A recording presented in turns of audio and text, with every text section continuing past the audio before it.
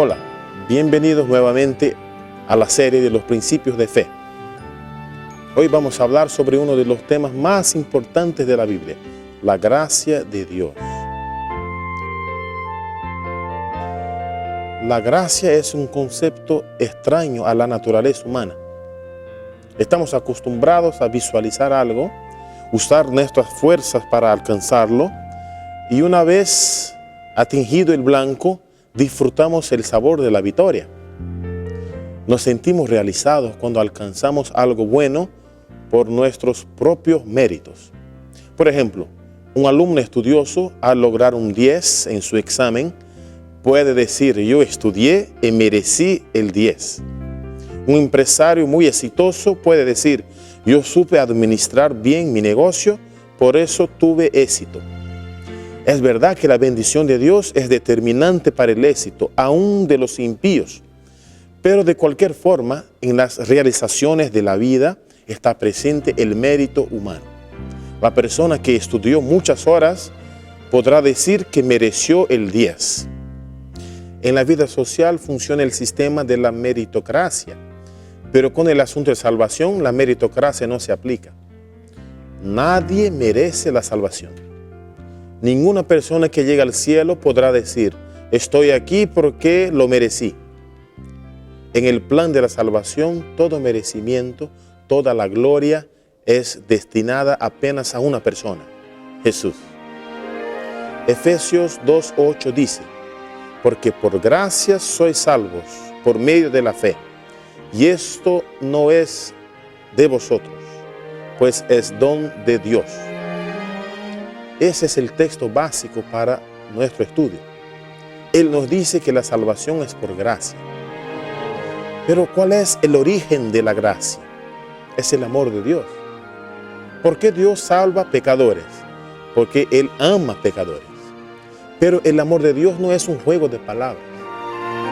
Romanos 5:8 dice que Dios muestra su amor para con nosotros porque siendo aún pecadores, Cristo murió por nosotros.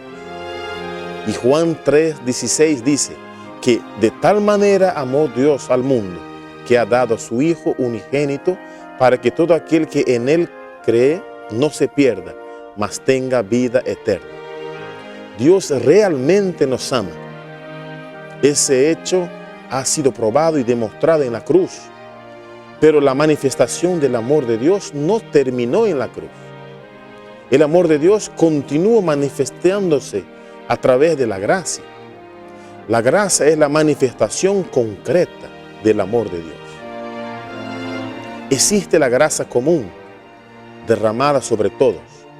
Mateo 5:45 dice que Dios hace salir su sol sobre malos y buenos y hace llover sobre justos e injustos. Existen también las gracias específicas, que son derramadas de manera diferenciada a cada persona de acuerdo con la voluntad de Dios. En 1 Corintios 12:11 dice que el Espíritu imparte los dones a cada uno en particular como Él quiere. Pero nuestro tema de hoy trata sobre una gracia específica, la gracia para la salvación. El costo de la salvación es la sangre de Cristo, pero el valor de la sangre de Cristo es incalculable. Su precio es impagable. Considerando que el hombre nada puede hacer para pagar su salvación, entonces, ¿cómo le es dada? De gracia. Para Dios, nuestra salvación tuvo un alto costo, mas para nosotros ella es un regalo, es de gracia. Es un favor inmerecido, es algo que no merecemos, algo que no puede ser comprado por nada cuanto el ser humano pueda ofrecer.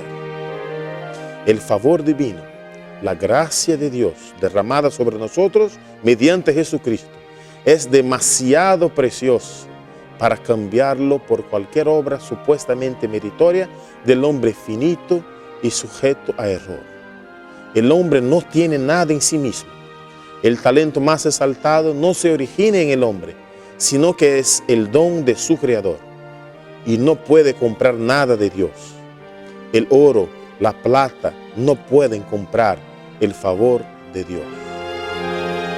Ya vimos que no hay en nosotros ningún merecimiento para la salvación. Pero alguien puede preguntar, yo tengo buenas obras y ellas no me dan alguito de mérito. Algo como 99% es mérito de Dios y 1% es mío. El apóstol Pablo responde, y si es por la gracia, no procede de las obras. De otra manera, la gracia ya no sería gracia. La gracia de Dios es exclusivamente suficiente para nuestra salvación.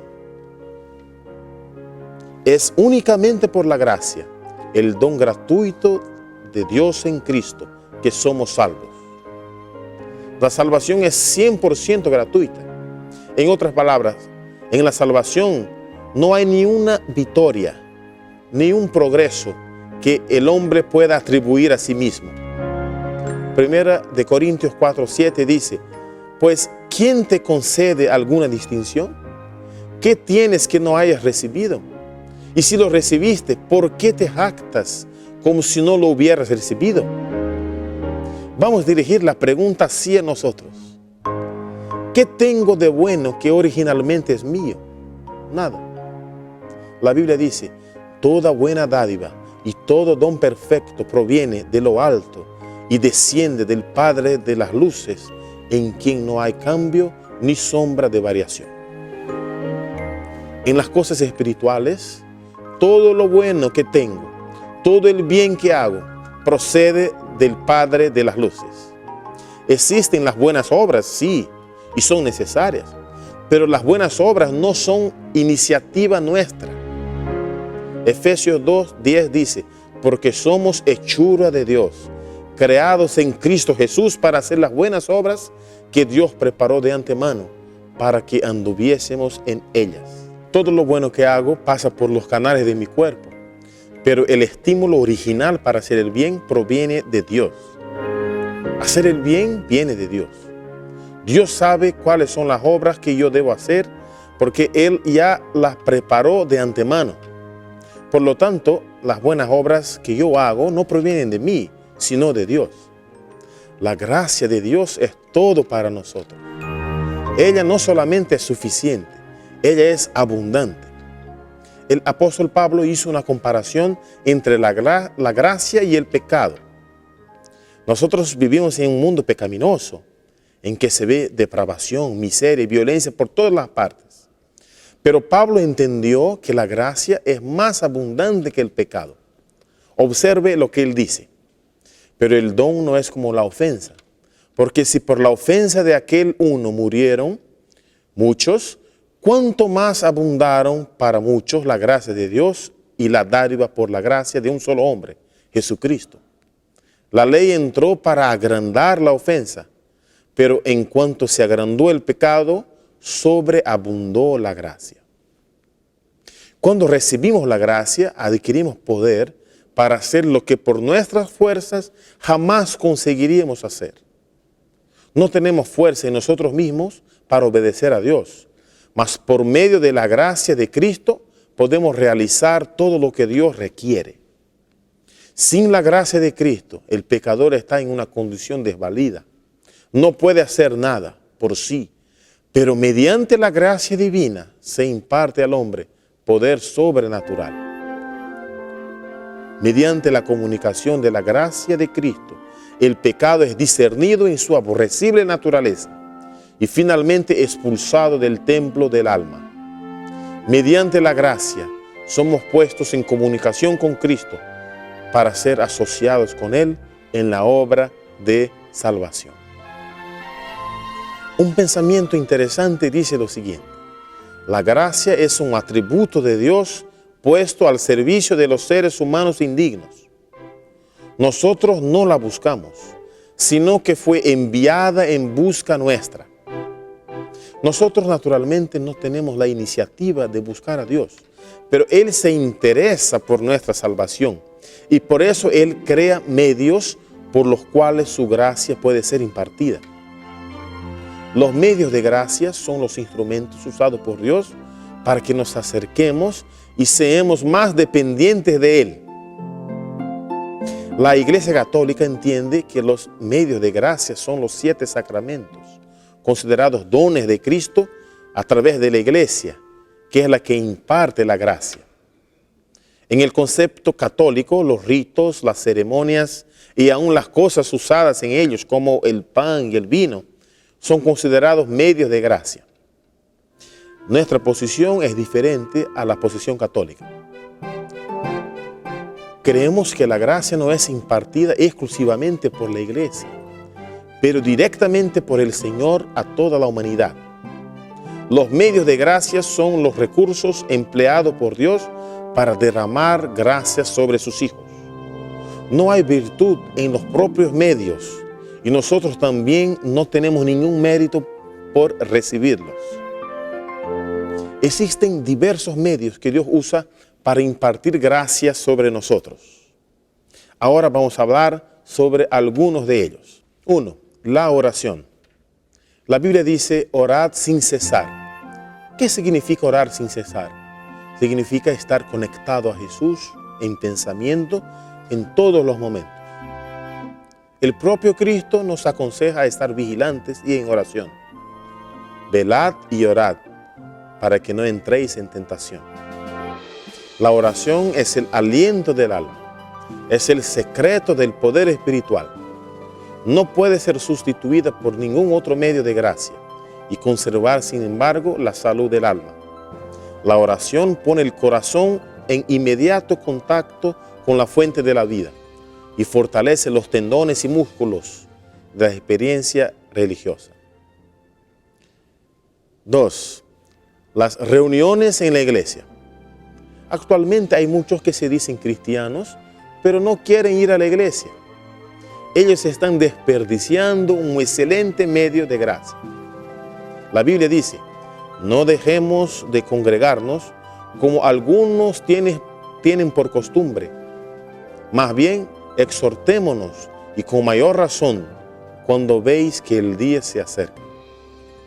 Existen bendiciones que son dedicadas al pueblo de Dios que se reúne para adorarlo colectivamente. Jesús habló del privilegio de reunirse.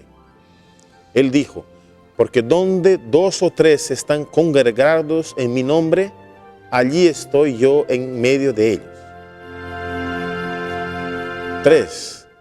El culto familiar en la mañana y en la tarde. Dios desea derramar su gracia sobre nosotros y nuestra familia. Cuando la familia se reúne para adorar a Dios, todos sus miembros reciben abundante gracia. Aún no sea posible adorar en la iglesia todos los días, el culto familiar suple nuestra necesidad de la adoración colectiva. La Biblia dice, así que hermanos, os ruego, por las misericordias de Dios, que presentéis vuestros cuerpos como sacrificio vivo, santo y agradable a Dios, que es vuestro culto racional. Así como los israelitas realizaban los sacrificios de la mañana y de la tarde, nosotros también podemos ofrecer diariamente el culto a nuestro Dios, en la mañana y en la tarde. ¿Qué puedo hacer para merecer la gracia? Nada. Sin embargo, existe una condición para que ella sea derramada: la humildad.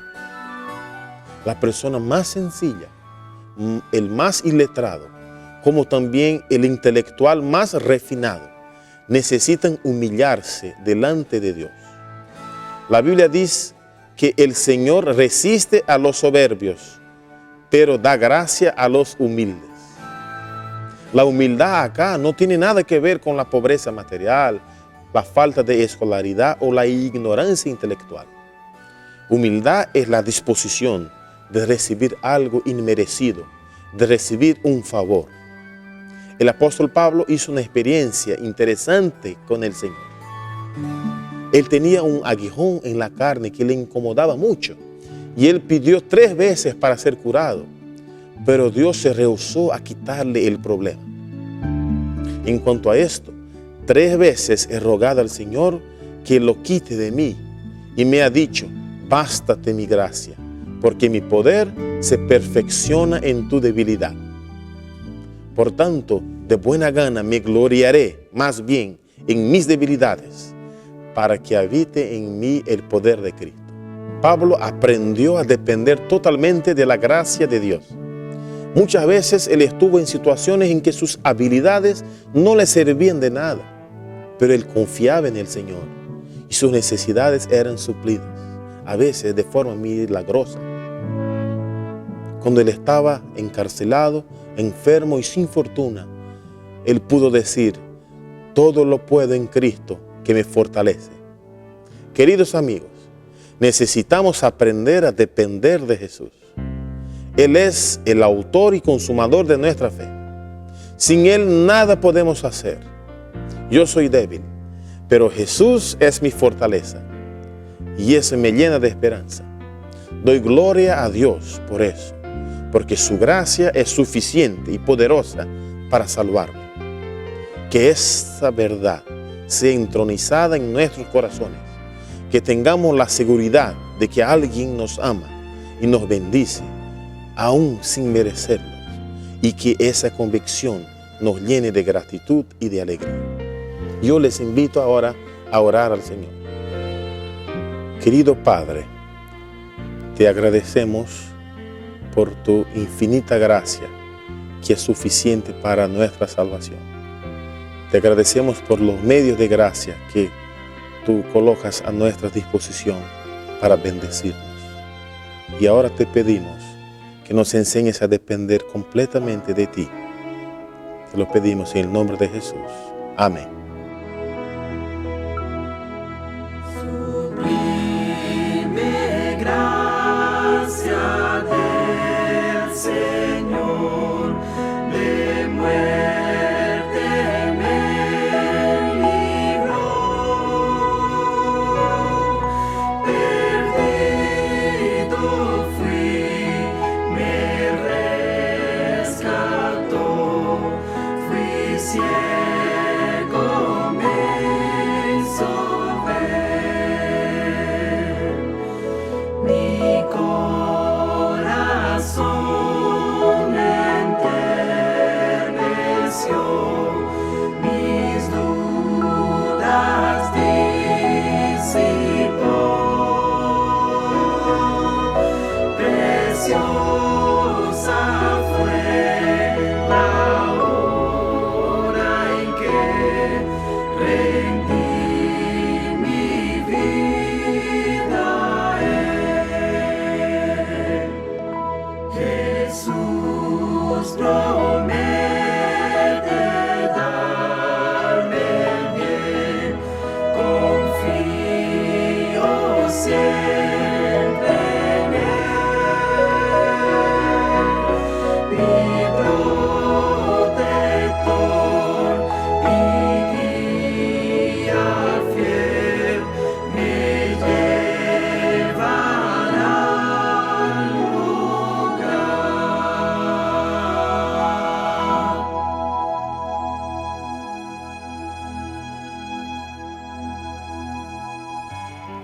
Querido oyente, agradecemos por tu asistencia y te invitamos para el próximo tema.